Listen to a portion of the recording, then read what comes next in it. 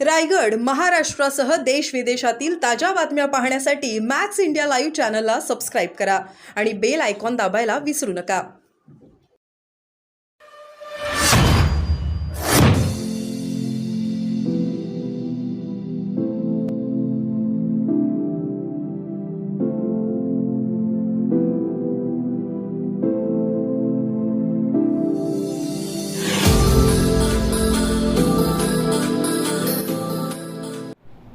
नमस्कार। महाराष्ट्रातील तमाम जनतेला 1 मे महाराष्ट्र दिनाच्या आणि कामगार दिनाच्या मी शिवसेना पक्षातर्फे शुभेच्छा देतो। आपल्या सर्वांना माहीतच असेल की 1 मे हा आपण महाराष्ट्र दिन म्हणून साजरा करतो। याच्या मागे इतिहास आहे।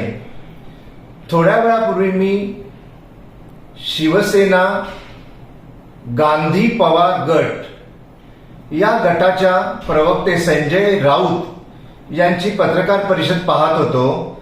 त्यांनी आमच्या शिवसेनेला शिवसेना फडणवीस गट असा 2-3 वेळा उल्लेख केला आहे आणि म्हणूनच मी म्हणत आहे की आजपासून त्यांची जी काही शिवसेना आहे उरली सुरली ही शिवसेना गांधी पवार गट म्हणून ओळखली जाईल। त्यांनी असे आरोप केले की हा जो काही आमचा गट आहे हा सध्या मोदी शहा यांच्या पायाशी जाऊन लोटांगण घालत आहे। मोदी शहा हे महाराष्ट्र लुटू पाहत आहेत, महाराष्ट्राचं अखंडत्व धोक्यात आहे, वगैरे वगैरे अनेक गोष्टी त्यांनी केल्या। आता जेव्हा जेव्हा निवडणुका येतात आणि जेव्हा जेव्हा 1 मे महाराष्ट्र दिन येतो तेव्हाच या संजय राऊतला महाराष्ट्र धोक्यात आहे किंवा मुंबई धोक्यात आहे या गोष्टी आठवतात। बाकीची 5 वर्ष काही तसं नसतं। यांनी आपल्या या पत्रकार परिषदेच्या वेळेस असाही उल्लेख केला की आपण हुतात्मा चौकावरती येऊन सर्वांनी पाहावं, दर्शन घ्यावं। तिथे 105 की 107 हुतात्म्यांचं बलिदान झालंय, त्याचं स्मारक बनलंय। म्हणजे या व्यक्तीला अजून किती हुतात्मे झाले हे सुद्धा ठाऊक नाही। मित्रांनो, 106 हुतात्म्यांनी मुंबई बनावी, महाराष्ट्र अखंड राहावा याच्याकरिता आपल्या जीवाचं बलिदान दिलं होतं। या व्यक्तीला कुठलीच माहिती नसते, परंतु सकाळीच येऊन टीव्ही चॅनल समोर काहीतरी माहिती जनतेला द्यायची खोटी खोटी आणि स्वतःची वाहवा करून घ्यायची, हाच केवळ यांचा हेतू असतो।